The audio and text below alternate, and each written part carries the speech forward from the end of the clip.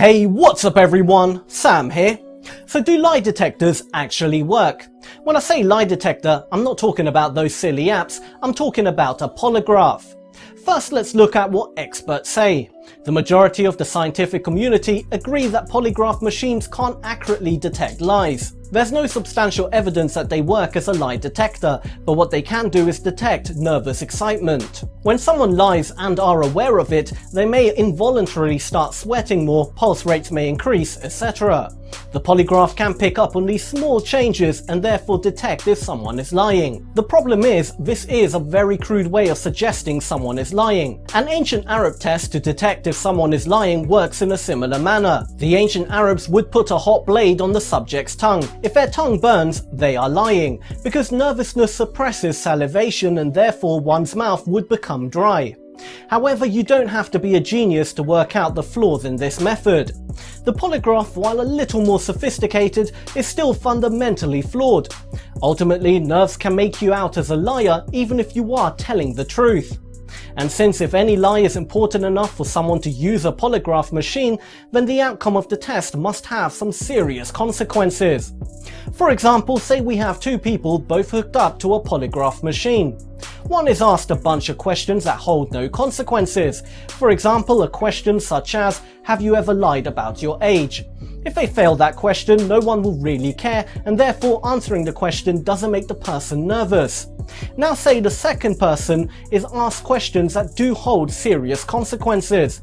Things that could destroy their relationships with family, friends, etc. Even if they are telling the truth, they could become nervous just from being accused or having little confidence in the polygraph itself. This natural nervousness, even if they know they're innocent, can alter the outcome of the polygraph. Now, people conducting a test would try and counteract this natural nervousness by asking a few innocent questions such as, what is your name, your age, etc. They gather a reading based on the innocent questions, and when they ask the real questions, if the reading is different, it would suggest they lied. But again, this doesn't make much of a difference. A test subject's nerves can increase just being asked questions with consequences, even if they are lying or not. Another flaw of the lie detector comes down to what people believe about the machine itself. If you fully 100% believe a polygraph machine is magical and can detect lies with perfect accuracy, you're far less likely to be nervous when questioned. However, if you understand how the machine works and knows its flaws like the ones I just mentioned, your lack of confidence in the machine will make you nervous. After all, you're placing your future and life as you know it into something that you know not to be accurate. That would make anyone nervous, regardless if they're a liar. So do polygraphs actually work in detecting lies? They can do in certain situations, on certain people, but the problem is everyone is different. Some people can remain super calm under pressure, others crack the moment things get a little tense. On paper, they look like they can work. In controlled test environments with no real-life consequences, they even achieved accuracy results of up to 98%, proving they can work, but in real life there are just too many psychological things at play that ultimately destroy their results.